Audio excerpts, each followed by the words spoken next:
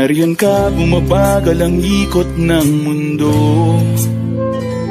Hindi kita dapat ginugusto, pero natutokso. Ano man ang sabihin nila, hindi kita ipagkakaila, pagkat ikaw lang ang minamahal ko, aking diwata.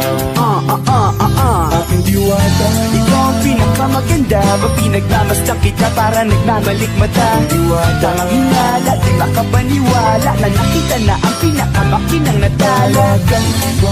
Walang katapat, pagkamat pinagbawalat, ipaglalaban ka sapagkat ikaw lang ang minamahal ko, aking diwata.